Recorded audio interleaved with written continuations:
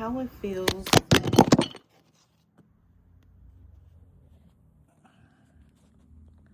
Yo, my bad. I'm really trying to get into this gist of this whole YouTube, but hopefully this camera is like showing where it's supposed to. But I want to talk about what it's like to live with a mental illness, with a mental disorder. Now, I'm just gonna go ahead and just put it out there. I have manic depression. I also have anxiety, and I am also a bipolar schizophrenic. Now, all of these sound like some high profile mental illnesses that probably would deem a person to be crazy, in a non-traditional type of crazy, if you was to just hear about it. First off, I'm like perfectly normal. I'm one of those people who can go to work. I'm one of those people who can be around children. I'm one of those people who am of a sound mind. My illness, more so, I hate to call it even an illness, because personally, deep down inside, I don't really see it as a mental illness at all whatsoever. For the context of this video, I just keep expressing it as that. But for me, it's a superpower. It's one of those superpowers that I'm still learning to harness and work to my benefit. It's not, I don't feel, I'm not one of those people who feel like I'm like mentally, my brain is chemically imbalanced or anything like that. However, disclaimer of this video, whatever I do say in this YouTube video is not to replace anything that you may hear from a doctor or somebody that is a professional in the medical field. I'm just stating my experiences, and being 30 some years old right now, I'm like coming and becoming more of the woman that I need to be. And being or having this situation of all these diagnoses that I've mentioned, clinical diagnosis, by the way, it has brought my life in a direction to where I have no choice but to curate myself, to curate my authentic self. And it has been a catalyst in my life that has been what has been peeling the layers of my life to where I could find myself more and more and more every day.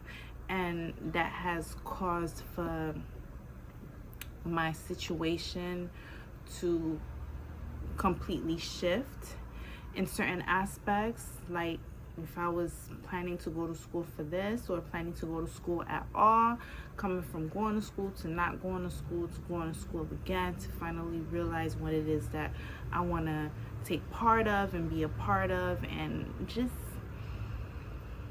make something out of all that is just implanted in my brain, to bring it all out.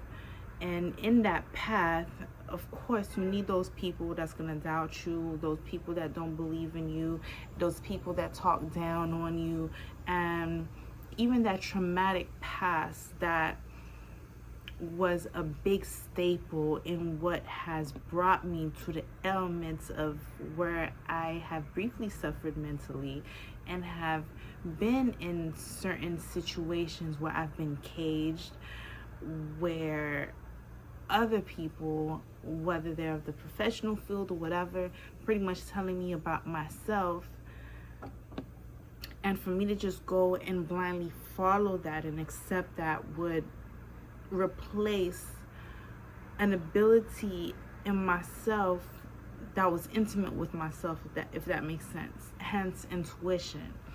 So what they call these mental ailments, these mental illnesses, again, I view as a superpower. So again, as I go on in life and dealing in this world, in this 3D patriarchal societal world that we live in here on the West. I'm learning more so to deal more so with it, and having also look back in my culture and everything that's taboo in it. I'm an American of Haitian descent, and on my father's side, even beyond that, he's from a Lebanese descent as well. Mixed with a few other things, but for the most part, I am a Haitian American. Okay, I'm saying Haitian. So having that background, it helps me into developing my core self more, but not in this pretentious type of way, in a way where I get to the root of things, because I'm not one of those people that's just gonna sit and touch the light areas in life and think that that's gonna be the end all be all. I actually have lived my life as someone that has walked. You know how Psalm 23 has that verse, walk through the shadow of valley, walk in the shadow of valley of death, something like that. Psalm 23. That has been me. So I go into the depths of things. I don't dismiss anything, whether it's occult, whether it's taboo. Those are the things that I just dive straight in, and I've done that because in doing so, it has finally freed certain aspects within myself that is, I'm not gonna say I finally got it down pat, and let's say like my shadow self is integrated or anything like that, but those energies within myself are finally free. And right now, they're more so trying to garner a sense of expression. And it comes to me in many ideas. And when I enact on those ideas, or when I'm in flow with these ideas, I give them a chance to be. I give them a chance to be. And it's helpful to me because these parts of myself are like the most core, authentic, genuine parts of myself. These are the unperformative parts of myself, and every time I find myself in that space, I find a wholeness within myself.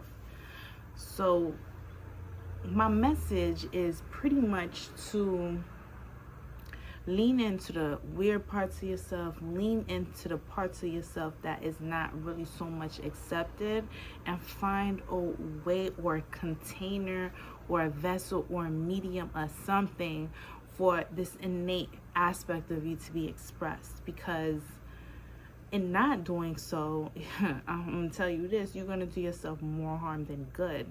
And currently, that's what I'm doing, like, as we speak. And as of right now, I come as myself with my situations as it is, but I actively work on it. And via the videos and the videos that are to come, I want for this growth of myself to be expressed. Right now, there is a book that I've written. It's called 12 Steps to Well-Being. It is on Amazon. None costs none but $3.99.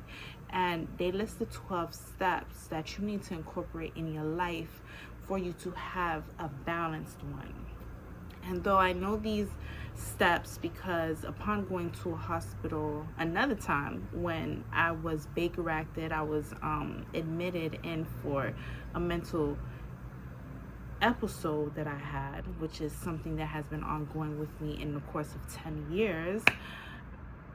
The hospital gave me a sheet of paper where it listed those steps, and I was at a real bad place at that time. I mean, depression, contemplating the worst in life, okay, of something that you can't even come back from. And these were steps I had to incorporate. Now, granted, I don't have it all together, and I'm not gonna say I'm perfect in these steps even right now, but it's something that I am falling back on because I realize that I got to create the most optimal life ever. So I got to strengthen my foundation. So yeah, I'm not gonna make this message too long. Just know that there are aspects of you that should not be shunned, even if the world is letting you know that it should be shunned, because they themselves cannot accept it, they cannot take it. The misbehaved women are the ones who make history. So if you think you're gonna go and tiptoe around yourself, the dark aspects of yourself, then you're never gonna triumph in a way to where you can live out your glory. And that is my mission in life. I want to live out my glory, and I also want it to radiate so much to where that glory within itself can be of assistance and inspiration for other people.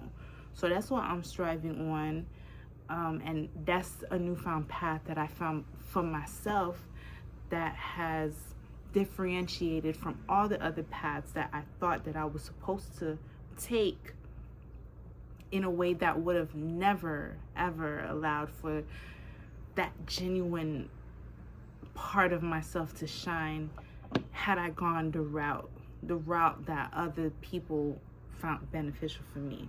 So the only way you can do that is in knowing thyself and finding yourself. And for me, I tell you, one way that I did do that was studying my immediate culture, and even going deeper beyond that, because of course you study Haiti, what you going to after that, you going to Africa, you know what I'm saying? And with the bloodline that I've known that I carry, especially a girl that has an Arabic last name stemming from my dad, it allowed me to study a little bit of that culture as well. I even looked into Jezebel, Jezebel, who is like the biggest enemy here in many parts of the world as well, just by simply playing her role and playing it well to the T. But what bashed her in that and what had her displayed in such an evil light was just simply because she was a woman. But when you look into her story, you realize how much power she garnered and how she harnessed this power as well. But that's another story for another time. If you want to get any type of what can I say? What's what I'm looking for? If you want to get perhaps a little inkling of what I mean by this, I did create a video on Lilith. Lilith is the first wife of Adam before Eve, and she's more so coming more into the forefront these days, but she was not someone that was always reflected in a positive light, let alone spoken about like that, especially here again in the West hemisphere of the world. But yeah, you could check that video out. I'll put all that stuff in a link. That channel is called Magdalene Diaries. But upon that, I'm in school right now, right? So I got like a lot going on, and I'm still trying to like organize myself in a way to where things are getting done. So give me some time, but I need to create the narratives on the other women that you see featured in that video as well. So when you'll watch that video, you'll know the exact women that I'm talking about, but it's going to be made to be an episode to where these women who are denied, they get to actually speak their truths, and from that you yourself get to see or make a judgment call, if you will, on who these women actually were, as far as just letting society and the narratives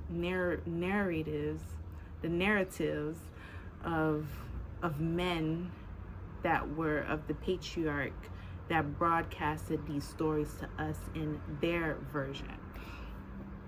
So I keep saying I want to make this too long, but every now and then I feel like I drop a little extra nugget. But it's gonna be interesting to see where this goes. This video within itself was like something that was spur of the moment. but I'm always trying to bring myself to a place where these videos are more well planned out, and I am able to come in a way that is organized and in a way that's able to display the messages and give them justice. That way you as the viewer can receive it in the most clearest way, and for it to like bring forth some sort of change, so for your evolution, you feel me? So anyway, it has been real, my rosebuds. It's your girl Ebony Rose, and just remember to bloom roses, bloom. Ciao.